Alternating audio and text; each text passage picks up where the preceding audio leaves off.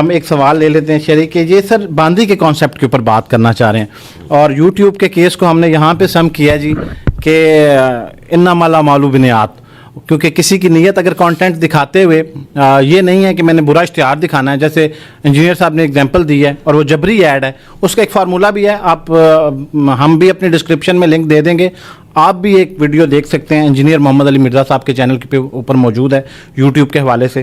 تو ہم وقت کو بچاتے ہوئے ایک نیکسٹ سوال کے اوپر چلتے ہیں۔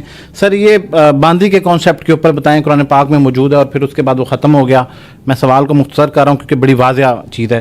تو سر وہ اس میں یہ بتایا گیا کہ جنگ کے دوران جو خواتین مقابلہ کرنے کے لیے آتی تھیں تو وہ ان کو باندی بنا لیا جاتا تھا تاکہ وہ بعد میں دوبارہ واپس جا کے بچوں کو نہ کریں۔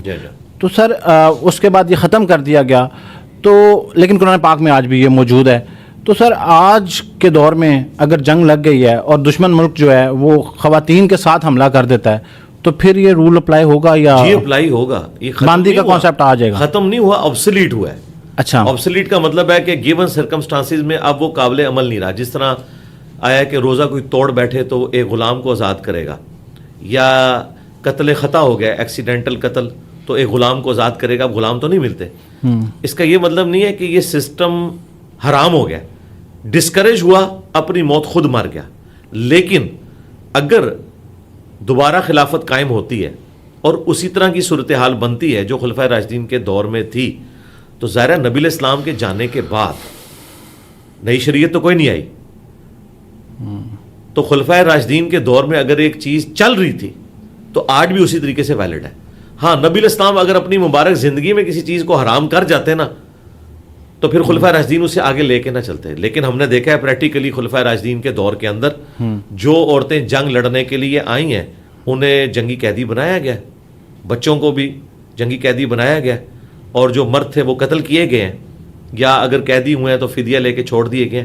تو اس کو حرام تو کسی مکتب فکر کے نزدیک یہ حرام نہیں ہے، آبسلیٹ ہو گیا آٹومیٹیکلی۔ رہا اب کا معاملہ، اب تو خلافت کا نظام ہی نہیں ہے، اب کنٹریز بن چکے ہیں، حکومتیں ہیں۔ اب اگر کوئی اس طرح کا معاملہ ہوتا بھی ہے نا تو وہ چیز اپلائی نہیں ہوگی، وہ انہی تمام سرکمسٹانسز کے ساتھ اپلائی ہوگی جو خلفائے راشدین کے سلسلے میں تھے۔ یعنی آپ کے لیے مختصر جواب یہ ہے کہ بس آپ کو اللہ نے جو بیویاں دی ہیں انہی کے اوپر آپ گزارا کریں اور کسی جنگ کا انتظار نہ کریں۔ نہیں، آپ جنت کا انتظار کریں۔ اچھا سر، عذاب قبر کے اوپر تھوڑا سا پلیز جی بتائیے کہ منکر نکیر تک کی ویڈیو سے بھی پتہ چل رہا ہے، اصل میں سوالات کو تھوڑا مختصر بھی کر رہا ہوں۔ نہیں آپ کریں۔ اب ایک میں آپ کو کلیئر کر دوں، جی ہم نے زور اثر پڑھ لی ہے۔ اچھا، اب مغرب عشاء ہم رات کو 12 بجے بھی پڑھ سکتے ہیں۔ آپ بھلے 1 گھنٹہ لیں، 2 لیں، 3 لیں، جب آپ تھک جائیں گے نا اور سارے سوال آپ کے ختم ہو جائیں گے پھر میں کہوں گا ٹھیک ہے جی سر وہ میموری کارڈ بھی ہمارا جو ہے اس میموری کارڈ بھی ہمارے پاس ہے، ہم آپ کو دے دیں گے، کوئی مسئلہ نہیں۔ اچھا سر، عذاب قبر کے اوپر ایک شخص دنیا سے چلا جاتا ہے، قبر میں جاتا ہے، منکر نکیر آتے ہیں، سوالات کا سلسلہ ہوتا ہے، تمام سننے والے اس کو یقیناً جانتے ہوں گے، اور اس کو بشارت مل گئی جنت کی یا جہنم کی۔ تو سر یہ جو قیامت ہے، اب جو قبر کا عذاب ہے اس کے آغاز ہونے کے پیرامیٹرز پھر کیا ہیں کہ ایک شخص کا تو بھی ڈیفائن ہی نہیں ہوا، مطلب میں نے کیا گناہ کیے، میرا حساب ہونا ہے یوم الحساب پہ، تو بغیر حساب اگر میرے اوپر یا کسی بھی انسان کے اوپر جب عذاب شروع ہو جائے گا مرنے کے بعد تو اس کی بنیاد کیا ہے پھر؟ جی اس کی بنیاد یہ ہے، آپ اس ڈاکٹرین کو سمجھیں۔ بیسیکلی جو لوگ منکرین عذاب قبر ہیں نا، پہلی بات ہے کہ امت کی مین سٹریم کا کوئی بھی مکتبہ فکر عذاب قبر کا منکر نہیں ہے، یہ تو آپ کلیئر کر لیں، سنی ہوں یا شیعہ ہوں یا ان کے جتنے بڑے بڑے اسکول آف تھاٹ ہیں، حنفی، شافعی، مالکی، حنبلی، اثنا عشری، سب کے سب عذاب قبر کو مانتے ہیں۔ اور یہ عذاب قبر کا لفظ جو ہم عموم کے لیے استعمال کرتے ہیں بیسیکلی عذاب برزخ ہے، ان سین بیریئر۔ وَمِن وَرَائِهِمْ بَرْزَخٌ إِلَى يَوْمِ يُبْعَثُونَ، ان کے مرنے سے لے کر قیامت کے دن اٹھائے جانے تک ایک ان سین بیریئر ہے جسے عربی میں کہتے ہیں برزخ۔ یہ قبر مٹی کی ڈھیری بھی ہو سکتی ہے، یہ قبر سمندر میں غرق ہونا بھی ہو سکتا ہے، یہ قبر ہواؤں میں راکھ کا بکھرنا بھی ہو سکتا ہے، یہ قبر شیر کے پیٹ میں بھی بن سکتی ہے، یہ قبر صرف استعمال ہوتا ہے ایک استارے کے طور پر۔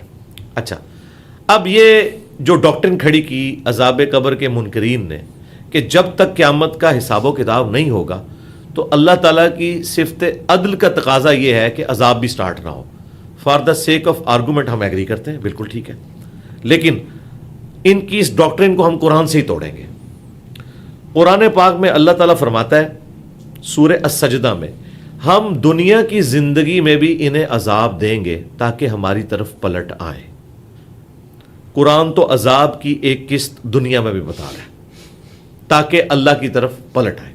اس کو تو کوئی کہہ سکتا ہے کہ یہ تو موت سے پہلے پہلے ہے, ایک الارم دینے کے لیے, بالکل ایگری کیا. آگے چلیں. قرآن پاک میں اللہ تعالیٰ نے سورۃ الانعام میں, سورہ النساء میں اور کئی سورتوں میں کہا ہے کہ جب گناہگار لوگوں کی موت کا وقت قریب آتا ہے تو فرشتے ان کے منہ اور پیٹھوں پہ ہتھوڑے مارتے ہیں اور کہتے ہیں نکالو اپنی جانیں اور آؤ اب اس طرف. ہم یہ کہتے ہیں کہ موت کے وقت تو اب اس نے کوئی اپنی اصلاح تو نہیں کرنی, اس کی روح نکالی جا رہی ہے ہتھوڑے مار مار کے. یہ قرآن کے الفاظ ہیں, پیٹھ پہ بھی اور منہ پہ بھی. قیامت کا دن کا بھی حساب ہوا نہیں ہے. پہلے تھوڑے یہ تھوڑے یقیناً ان کو پڑھ رہے ہیں جن کا الٹیمیٹلی اللہ کو پتا ہے کہ ان کا الٹیمیٹ انجام قیامت والے دن کیا ہونا ہے. لہذا اللہ کی طرف سے جو عذاب ہے اس کی یہ قسطیں ہیں. اس کی پہلی قسط اگر کوئی ہے نا اس اعتبار سے, وہ ہے موت کے وقت جو پیٹھ پہ اور چہروں کے اوپر ہتھوڑے مارے جاتے ہیں. دوسری قسط بھی قرآن میں موجود ہے سورہ المؤمن کے اندر, فرعونی صبح شام آگ پر پیش کیے جاتے ہیں اور جب آخرت کا وہ بڑا دن آئے گا تو یہ بڑی آگ پر پیش کیے جائیں گے. یہ آیت واضح ثبوت ہے کہ ابھی قیامت قائم نہیں ہوئی اور قرآن کہہ رہا ہے کہ فرعونی صبح شام آگ پہ پیش ہو رہے ہیں. وہ کہاں پہ پیش ہو رہے ہیں؟ اسی آیت کو امام بخاری نے عذاب قبر کی دلیل میں جب حدیث لی ہے نا عذاب قبر سے متعلق, اس کے اوپر ہیڈنگ بنایا ہے تاکہ اگر کوئی کہنا کہ یہ امام بخاری نے اپنی طرف سے حدیثیں گھاڑ لی ہیں تو وہ قرآن سے دکھا سکیں کہ بھئی سورہ المومن تو امام بخاری نے نہیں لکھی. سورہ المومن کے اندر سورت نمبر 40 میں آیا کہ فرعونی صبح و شام آگ پر پیش کیے جاتے ہیں اور جب قیامت کا دن آئے گا تو بڑے عذاب میں وہ جائیں گے. اب وہ کس آگ پہ پیش ہو رہے ہیں؟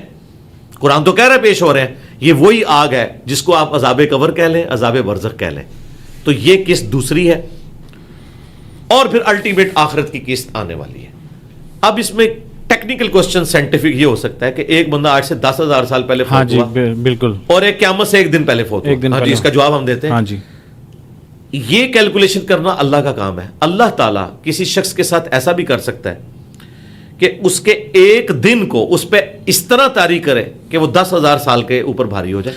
یہ اللہ تعالیٰ کا معاملہ ہے نا, یہ انسان نے تو کیلکولیشن نہیں کرنی ہے. ہم کہتے ہیں یہ عذاب کے معاملات, ہم تو کہتے ہیں آپ عذاب قبر کو کیمرے سے دیکھ بھی نہیں سکتے, یہ اس فزیکل ورلڈ کی چیز نہیں ہے. اچھا سر, یہاں پہ یہ بھی وضاحت کر دیں کہ یہ قبر جو ہم قبرستان میں دیکھتے ہیں یہ اسی قبر کی پھر بات ہو رہی ہے؟ جی اسی قبر کی ہو رہی ہے.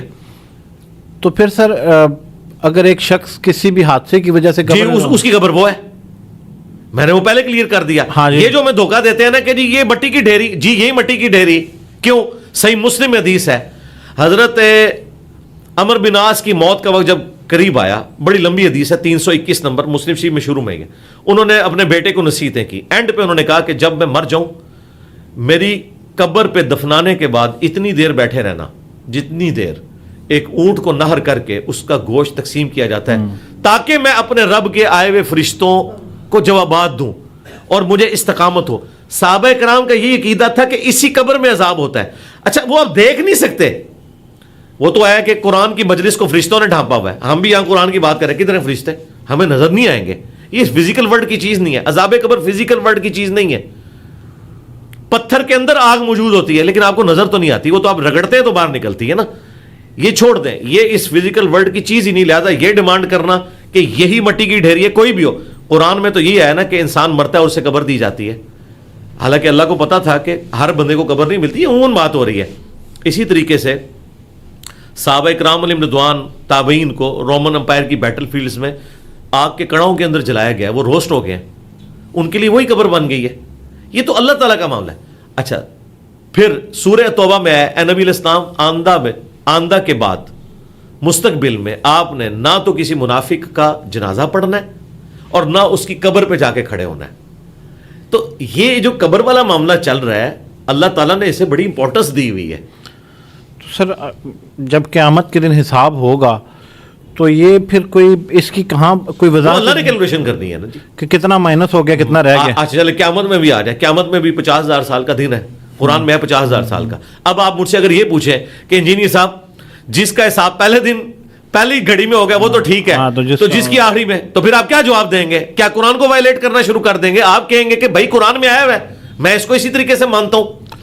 اب شکر ہے کہ یہ قرآن میں آیا ہوا ہے, یہ حدیث میں آیا ہوتا تو اس کو بھی تختہ مشلوع نے بنا لینا تھا. سر جن کو جنت کی بشارت ملی ہے وہ پھر جنت والی تمام چیزیں ان کو ملنا شروع ہو جائیں گی. سرکار یہ آپ کی کیلکولیشن ہے ہی نہیں ہے, نہ یہ پیکج آپ نے آفر کرنا ہے, نہ یہ پیکج گورنمنٹ نے آفر کرنا ہے, نہ امریکہ نے دینا ہے, نہ IMF نے دینا ہے, یہ اللہ نے دینا ہے. یہ اللہ کو پتا ہے کہ وہ آخرت کی کیفیت کیا ہے. ہمیں تو ایک دھندلا سا تصور بتایا گیا ہے. ہمیں تو یہ بھی بتایا گیا ہے بخاری مسلم میں کہ 7 قسم کے لوگوں کو اللہ کے عرش کا سایہ نصیب ہو جائے گا قیامت والے دن میدان محشر میں.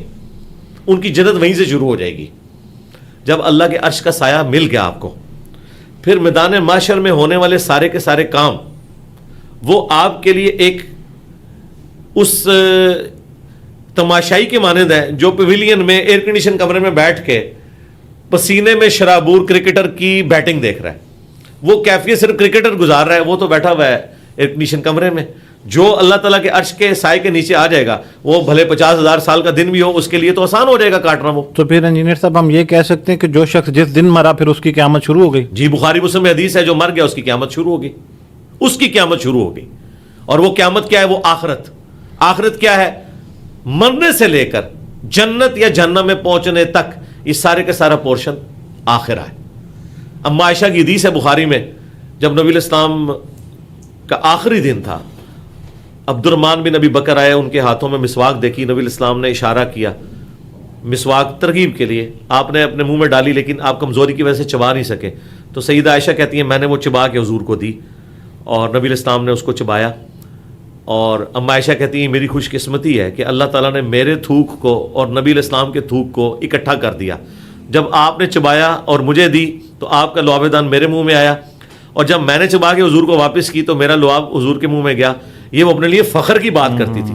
وہ کہتی ہیں کہ رسول اللہ صلی اللہ علیہ وآلہ وسلم کے تھوک مبارک اور میرے تھوک کو اللہ تعالیٰ نے اس دن جمع کر دیا ایک جگہ, جو رسول اللہ کی دنیا کی زندگی کا آخری دن اور آخرت کی زندگی کا پہلا دن تھا. اما عائشہ کے الفاظ ہیں بخاری میں کہ جس دن حضور فوت ہوئے نا, وہ نبی الاسلام کی آخرت کا پہلا دن تھا. مرتے ہی آخرت شروع ہوگی اس بندے کی. تو پھر سر عالم برزخ میں جو روحیں جائیں گی اور پھر وہ دوبارہ واپس پھونکی جائیں گی اور پھر وہ کھڑی ہو کے امتحان دیں گی. جی جی, تو اس کے درمیان میں پھر یہ پروسیس جو آپ بتا رہے ہیں, وہ علیین سجین وہ سارے کے سارے معاملات ہیں. فی الوقت میرے بھائی ہمیں اس سے کوئی غرض نہیں ہے. نبی الاسلام نے فرمایا میں اور قیامت اس طرح ساتھ بھیجے گئے ہیں جس طرح یہ 2 انگلیاں. صحیح مسلم میں. اب آپ مجھے کہیں کہ انجینئر صاحب یہ والی 2 انگلیاں حضور نے جوڑی تھیں, یہ والی جوڑی تھیں یا یہ والی جوڑی تھیں. یار نبی علیہ السلام انگلیاں اس لیے نہیں جوڑ رہے تھے کہ آپ یہ بتائیں کہ جوڑی کون سی 2 تھی. وہ اس بات کی تھیم کو بتا رہے تھے. تھیم یہ ہے کہ مرنے سے پہلے آخرت کی تیاری کریں. آپ نے اللہ کو منہ دکھانا ہے, جو اس کے پیغمبر کی تعلیمات ہیں آپ اسے فالو کریں, یہ ہے تھیم. باقی جو آخرت کے معاملات ہیں وہ ہم آپ کو ٹائنیز ڈیٹیل تک خود سے گھاڑ کے نہیں بتائیں گے. میرا مسئلہ یہ ہے کہ میں اتنی بات کرتا ہوں جتنی بکش بات ہے, اس کے بعد میں معاملہ اللہ کے سپرد کرتا ہوں, کیونکہ ہمیں اجازت نہیں ہے کہ ہم اس میں تب آزمائی کریں. کئی اسکالرز ہیں جو کرتے ہیں اور لوگ کہتے ہیں دیکھو جی انہوں نے بڑا پوائنٹ بتایا. پوائنٹ کہاں سے بتایا؟ خود بیٹھ کے گھڑا. وہ تو شاعر آپ سے بہتر گھاڑ لیتا ہے, اور سب سے بہتر تو ہالی ووڈ والے گھڑتے ہیں, کیا کچھ نہیں دکھا دیتے. لیکن کیا یہ سپورٹیو ہے؟ قرآن و سنت سے سپورٹڈ ہے یہ؟ تو نہیں. ہم نے تو جو بات کرنی ہے جتنی آئی ہے ہم بتائیں گے کہ یہ ہے. اللہ تعالیٰ اس دنیا میں بھی آپ کو اتنی بڑی چیز دکھاتا ہے. جون جولائی کی گرمیوں میں اگر ملیریا کسی کو ہوا ہو, ٹائیفائڈ, اسے آپ 3 رضائیاں بھی اڑا دینا اسے ٹھنڈ لگتی. ادھر بیٹھے بندوں کو گرمی لگ رہی ہوتی ہے. ایک ہی جگہ پہ 2 مختلف بندوں کے اوپر 2 حالتیں طاری ہوئی ہوئی ہیں. کافر بھی یہ مذاق اڑاتے ہیں. پتہ ہے آپ کو کافر کیا کہتے تھے؟ قرآن میں آیا کہ دوزخ میں ہے 19 فرشتے, تو وہ ٹھٹا اڑاتے تھے. وہ کہتے تھے 19 ہیں. ایک کہتا تھا میں پلوان ہوں, 10 تو میں دیکھ لوں گا. دوسرا کہتا تھا باقی 9 میں سنبھال لاں گا. اب مجھے بتائیں اس طرح قرآن کا مذاق اڑانا مشرکین عرب, بھئی وہ 19 پلوان نہیں ہے, 19 فرشتے ہیں. وہ تو ایک فرشتہ بھی ہو, ایک بھی نہ ہو. اللہ تعالیٰ نے کہا کہ میں نے 19 کا عدد ان کے لیے فتنہ بنا دیا. وہ فتنہ ایسا بنا, اس پر کافروں کے لیے بنا. آج تک لوگ 19 کی کیلکولیشن کر رہے ہیں, جی بسم اللہ کے 19 حروف ہیں, ٹھیک ہے ہوں گے, اور پوری پوری 19 کے اوپر کتابیں لکھ دی ہیں لوگوں نے, ٹھیک ہے. تو یہ 19 کا عدد ایک فتنہ ان لوگوں کے لیے بنا. اس زمانے میں انہوں نے یہ باتیں کرنی شروع کر دی. اچھا پھر یہ بھی باتیں کرتے تھے کہ قرآن میں ہے نا کہ ہم ان کو بھی اور ان کے معبودوں کو بھی جہنم میں پھینکیں گے. تو پتہ کیا کہا مشرکین عرب نے؟ انہوں نے کہا ٹھیک ہے پھر جیزس کرائسٹ بھی جہنم میں جائیں گے کیونکہ عیسائی ان کو پوجتے ہیں, کرسچنز. اب اس کا جواب پھر اللہ کو قرآن میں دینا پڑا. اللہ نے فرمایا سورہ زخرف میں کہ عیسیٰ ابن مریم کی جو مثال انہوں نے بیان کی ہے نا, تو صرف یہ جو ہے وہ ایک جھگڑا کرنے کے لیے کر رہے ہیں. وہ تو اللہ کے نیک بندے تھے, ان کا کیا لینا دینا اس شرک کے ساتھ جو لوگوں نے ان کی طرف منسوب کیا. اللہ کو بھی ریبٹل کرنا پڑا ہے, ریپلائی ٹو کرنا پڑا ہے. حالانکہ اللہ کی بات پرفیکٹ تھی. ہمیں یہ اللہ تعالیٰ ریپلائی نہ بھی کرتا نا, تب بھی ہم نے لوگوں سے کہنا تھا کہ اگر قرآن میں آیا نا کہ ان کے جھوٹے معبود بھی جہنم میں جائیں گے, یعنی بت بھی, اور وہ بت جہنم میں اس لیے نہیں جا رہے کہ بتوں کو عذاب ہو رہا ہے, بتوں کا کیا قصور ہے, صرف ان کی حسرت میں اضافہ کرنے کے لیے کہ ہم انہیں پوچھتے تھے یہ بھی ہمارے ساتھ جہنم میں ہے. تو عیسیٰ ابن مریم تو نہیں جائیں گے نا. لیکن اللہ نے پھر بھی جواب دیا کہ عیسیٰ ابن مریم کیوں جائیں گے بھائی, وہ تو اللہ تعالیٰ کے ایک چنے ہوئے بندے ہیں, مقرب بندے ہیں. تو یہ جو لوگ پخے چھوڑتے ہیں نا, اس کا جواب اسی لیے تو اتنی موٹی کتاب ہے, ورنہ تو اللہ تو ایک بات ایک صفحے میں بھی کر سکتا تھا. اللہ کو بھی سینکڑوں صفحے چاہیے بات کرنے کے لیے. کیوں؟ کیونکہ شیطان نے اتنے اپنے ایجنٹ چھوڑے ہوئے اور اپنی ایسی غلط تعلیمات پھیلا دی ہیں, انہیں ریبٹل کرنا پڑتا ہے. اچھا, ایک کانسیپٹ جو ہے وہ